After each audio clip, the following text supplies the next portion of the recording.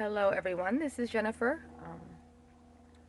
I'm redoing the video that I posted recently because the audio, I guess, was not audible, so I apologize. But this video, again, has to do with the rage after you experienced covert narcissistic abuse. And I just thought it was worth talking about again because at the time when I was experiencing this rage, I remember watching videos and desperately seeking answers, and there was a lot of information about it, and it just wasn't what I wanted to hear at the time. I mean, in the beginning I learned that, okay, I guess this is okay, because what I was feeling was so disruptive and so consuming and just enormous, and I wanted validation that that was okay and that I was justified, and I wanted to be validated. What I really wanted at that time was someone to be on my side, someone to be angry with me, to say that I'm justified in how I feel. And I really just didn't get that. And it was a lot of the lists and what you need to do and how you need to prepare and cope, which is all good information. But at the same time, a lot of that stuff comes after. I mean, it's good to know, but I didn't resonate with that because I was feeling so horrible. And I wanted to make this video so that I could provide validation. I mean, it's only me, and I know I don't know you or anything, but you are validated and you are justified in your anger and your rage. And it seems like there's a lot of this, like, turn the other cheek. And I'm not one of those people. I'm not saying I'm a vengeful person at all, but I think that gives it a more um, passive way to deal with it. And I'm not saying that's bad either, but what I'm saying is don't gaslight yourself into believing that you're not allowed to feel this rage. You're not allowed to be angry. And a lot of videos address, like, oh, you'll be angry or you'll be upset and this is horrible, but then it would be like, but this is what you need to do. And I just wanted to delve more into it. And I think it deserves more attention because this was such a huge part of my process. And it worried me because I thought, not only am I actually crazy from all the gaslighting, now I think something's wrong with me because I cannot get over this at all. Like, it was so consuming daily, the rage and the hatred, I'll say that. And I really thought that, I'm like, I can't get over this. This is only a relationship. But it's not a relationship because I don't consider my ex-narc as, a relationship or an ex-boyfriend. That just feels really weird to me because it wasn't a relationship at all. What this person was a criminal. And that's how I see him. And any anger that I had and have towards him is because he is a criminal, and that's it. There are no, you know, lost attachment relationship issues at all. He's a criminal. And if you think about it, a criminal, somebody breaks into your house in the middle of the night. They steal all of your things, break your windows, cause a mess. In the morning, you're going to wake up and look around and realize, my God, I was robbed. And you're going to feel violated, and rightly so. You're going to call the police. You're going to have a report done. And even if they never catch these people, you will be validated as a victim. And, people will know that this person, whoever did this, is a criminal. And that's what they will be labeled. And you will get all the things that you require as far as support. And if you think about it, like a covert narcissist, the abuse that they do, the damage that they do, it's very similar. And I think it's obvious that this is on a different spectrum, but that's what they do. They come in and steal your identity. They take over it. Um, the brainwashing, the manipulation, the thievery in every way. I don't mean this only financially, but in every aspect, taking away your personality, your feelings, your emotions, just sucking you dry. And they don't do this just one time. They don't come in and, you know, steal from you one time, manipulate you one time, violate you one time. This is consistent, persistent abuse. And that's what I feel that it is. And I feel that a lot of people, you know, when they talk about revenge, that's the first thing they jump to. And I'm like, well, I'm not even talking about revenge. Okay, I'm not saying chop this person's head off. Okay, I'm saying, like, in my situation, like, I'm asking for justice. Okay, like a balance of some sorts. Maybe not even that. My thing is, can I get some of my things back? Hmm? Can I, you know, can you give me some of my money? Can you pay me for my house? This is some things that I think are reasonable. Give it back to me. I don't want an apology. I don't need anything from this person, but like, I would like some of my things back. I would like to be compensated in some manner for the thievery. So that's how I see it. And um, if you're at this stage, I want to validate that. And all I wanted to hear at the time was like, you are right. And then I wanted to feel that someone was passionate about it and, felt exactly the way that I did, rather than like, this is the 12 ways. These are the 23 things you need. This is the 8 times you need to go. And I thought, oh, okay, well, I know that. What do I, like, this was bad. Like, how do I really get over it? But also, like, I didn't feel like people were really relating to me. They were saying the things right. And I'm not knocking any of that stuff. It's very important information. And I've learned a lot from other YouTubers. But, for a long time, the internet and YouTube, they were my best friends. And I unfortunately counted on this information and as my sole source of information and solace or feedback. That's sad, I know. But regardless, that's the way it was.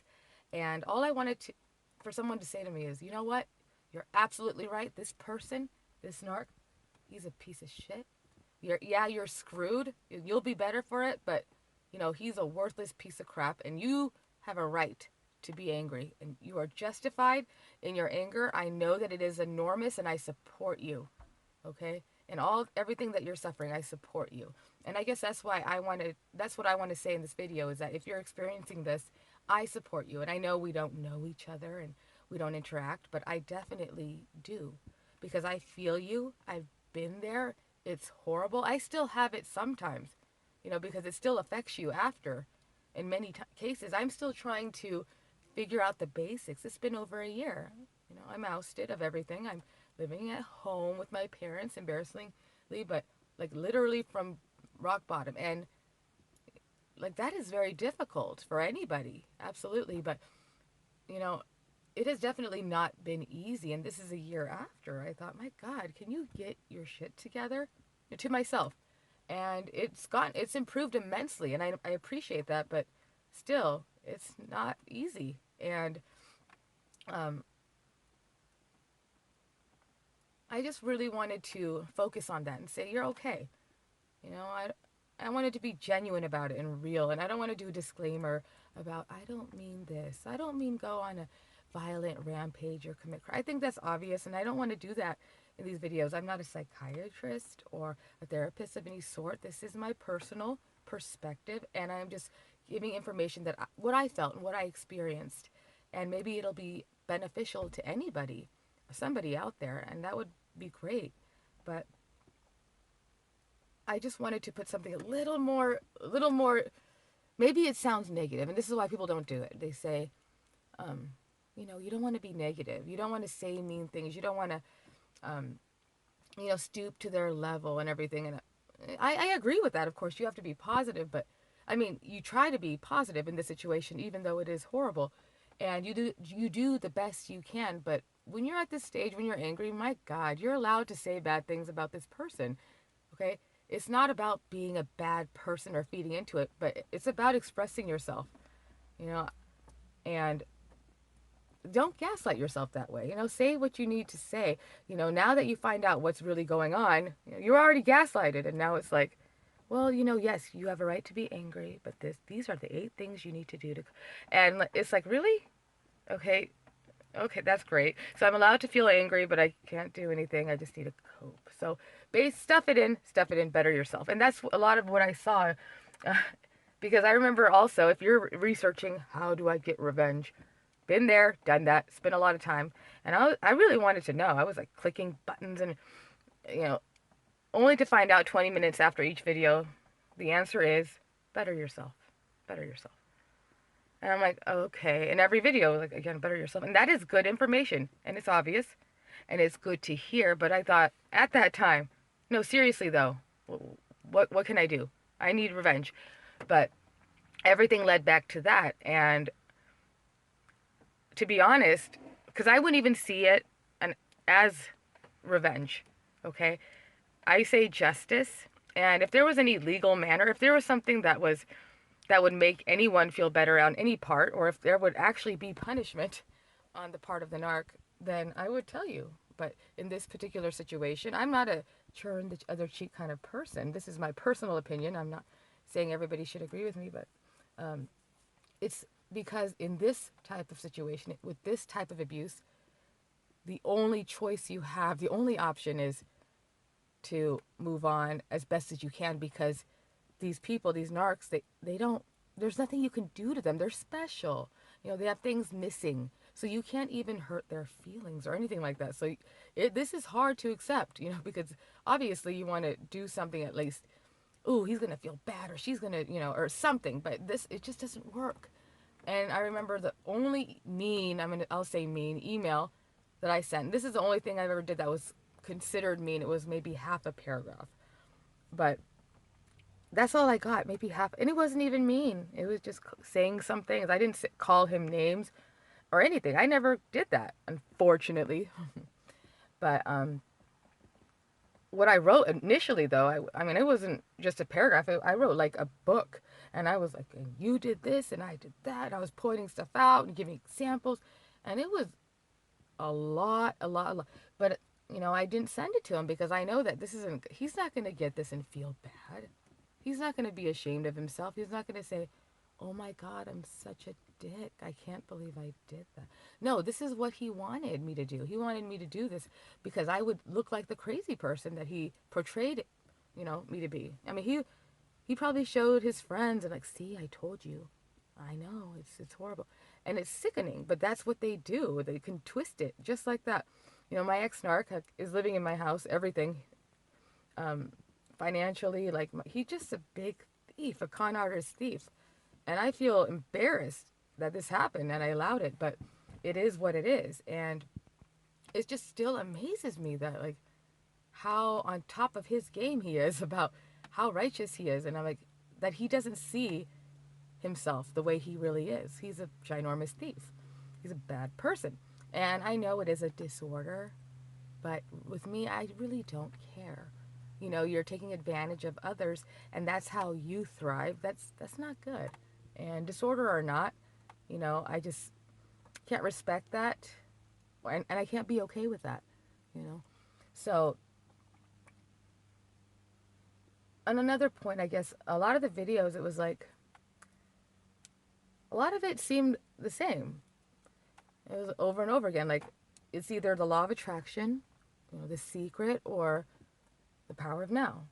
And, you know, little versions kind of, you know, tweaked up, and just kind of those things over and over again. And every video was kind of like, oh, okay, okay, that's nice to know. And I'm not saying that's a bad thing or anything. It's good to, like, hear that information. But, you know, after a while, I'm like, wait a minute, isn't this Eckhart Tolle? Like, and I love Eckhart Tolle, you know, but it kind of seems like it was like regurgitated over and over again, and everyone's like, wow. But really, I'm like, that's the same thing that the guy before said in the last video, and it's just little versions of itself. And I think people just were overboard with that, you know. So this is just my perspective, my opinion. You are justified 100%. Allow yourself to feel the rage. You are 100% justified. This person is a criminal. I don't care if they didn't actually steal from you. They did steal from you, okay? And it's like you would be angry with the criminal, right? Especially if they didn't caught, especially if they're your neighbor. Like, and this has happened, and the police are like, oh, you know, I guess, you know, we can't do anything about that. You're going to be mad. And every time you see this person, you're going to be like, oh, right? So you have an absolute right to feel that way. It is, I know that it is enormous. And though I do not know you personally, like I said, I want you to know that I support you for whatever it's worth. And whatever struggles you go through, or the rage and how enormous it is, I support you. And I'm validating you for whatever it's worth. And yeah, I am put on my boots and I am carrying my shovel and I am following right behind you. Okay?